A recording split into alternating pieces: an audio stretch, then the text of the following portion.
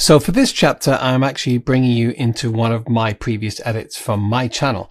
And this is an explanation of the J-cut and how important it is. It's quite a subtle way of cutting. And the reason why it's called a J-cut, this is one example of the J-cut. And it's because rather than a straight cut, if I just, let's just grow this a little bit. Rather than a straight cut, where the video and the audio cut at the same time, like say maybe here. See how that's just a straight cut there? Play that back and I'll show you. This was a review for a great little tripod. I absolutely love it, by Cobra Tech. They sent it out for review. But this is a straight cut. LED panel and put something on there. I personally can see me using this for an external microphone. Granted, if you're using a mirror, so that's a straight cut, whereas a J cut, like we see here, it's kind of in the letter J. We kind of ignore that we go down here as well. It's kind of like a whatever. It's called a J cut, and a J is when the top track cuts later than the bottom track. See what I mean? And it kind of doesn't, because we've got a cut here as well. But let me show you what a J cut looks like. I don't really trust anything on it anymore. So the upgrade for us that I meant, and what that does is it allows what's being said to kind of hit home while we're not waiting for the voiceover or what the audio that's driving the narrative to take longer. He says taking ages to explain that, but let me just play that. Let me play you another one. This is another J-cut. Oh, a long way. Cheers. So first off, hardly kind of noticeable, but it is subtle, as I said, and it can be as subtle or as really kind of right in your face as you like. And all of a sudden, it's unusable. Not only that, but the rubberized bits around. So let me take these two, because these are two J-cuts, and let's just go to the end and let's show you what it looks like without a J-cut. So let me put that here. I'm just going to duplicate this as well, so I can easily refer back, and I'll show you kind of what has actually been done to create these J-cuts. Let me just bring that out and bring that out, bring that back and bring that back, and there. Okay, good. And ripple delete these by selecting in the middle and thing. We all know that. And let's just play it without the J-cuts. And all of a sudden, it's unusable. Not only that, but the rubberized bits around. I hope you can see the difference. Trust anything on it anymore. So the upgrade for us, it kind of looks a little bit, I don't know, amateur. Whereas if we just take that last one, that one really kind of stands out for me. Well, I don't really trust anything on it anymore. So the upgrade, and give you the other version, if we can get there quick enough.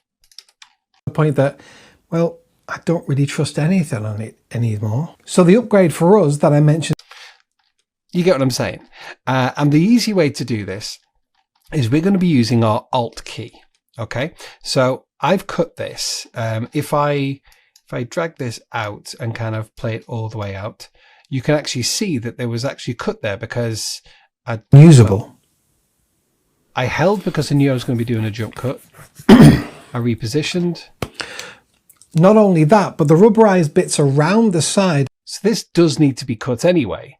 Let's just get rid of this now, because we'll just use the actual original full rush. And let's just see where we want to kind of cut. So we're playing it through. And all of a sudden, it's unusable. So I'm not going to wait until I blink. Okay, so that gives me options. So if I kind of use my arrow keys and click back, and I don't want my hands moving either, because that will kind of ruin the effect. But that's probably about there. So I'm going to cut that there. And then I'm going to go to where the audio picks up again. I'm reading the audio now because I know that that's where I'm going to start talking, obviously. And I'm going to, on my keyboard, Q, because I want to trim everything before that. So that brings everything over there. So now we have this. It's unusable. Not only that, but the rubber. And now what we need to do is we need to fit this audio underneath here. Now you could unlink these by right clicking and unlink, and then kind of move these independently of each other.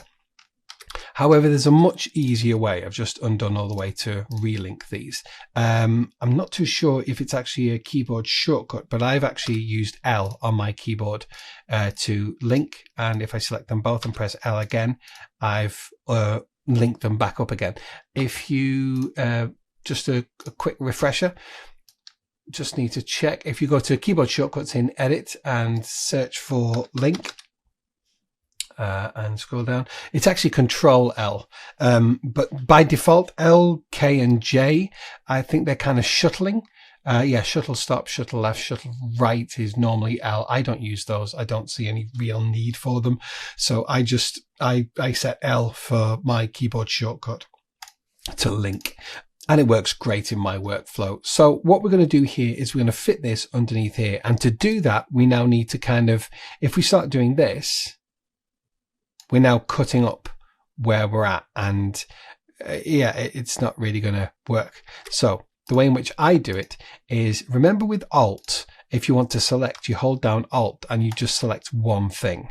You use the Alt key also with this. So rather than just selecting, if we hold, even if it was selected, if we hold down the Alt key and start dragging this, it's only going to drag the video. These two still stay linked, but they now have a different kind of starting point, and that's perfect because that's what we want. We've got to kind of eyeball this, but I've dragged kind of as much as I think I need, and if we drag this up, and that looks to be the J cut. It's unusable. Not only that, but the rubberized bits around, that works for me. Now let's say we dragged it too far and we kind of came up here and we've gone far too far. Well, if you had some audio here, or you had no audio here and you'd actually cut it longer, you could use the Alt again and drag this up here, and then maybe drag this up here to max. But obviously that's not going to work because it's unusable. It's around the side of these. So what we do is, if you've done too long, let's do too long again, and you've dragged it up here, well, you don't have to go back and guess again. You get your audio where it is, and then just hold down Alt and drag it back up.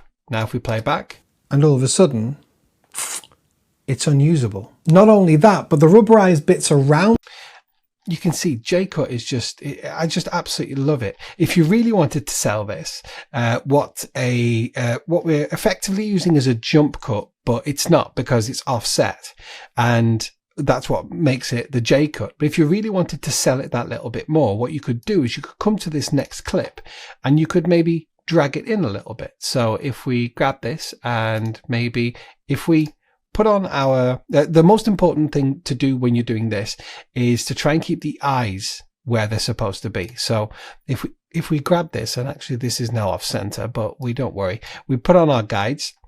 Don't forget, if this isn't here and you need it, you just need to go to the plus and drag this down into your buttons. If you don't want that all the time, you just need to go view and show guides, but I always have it down here. And what I always do is I kind of put a line on where my eyes are, because that's where your viewer is kind of looking towards. Yeah, okay, I'm showing them something in my hands, but they're looking at the eyes. So if we now use that guide, keep the eyes on the line, and I'm going to scale up just a little bit and then kind of bring down to go on the eyes. So then what that does is it kind of gives us a different perspective.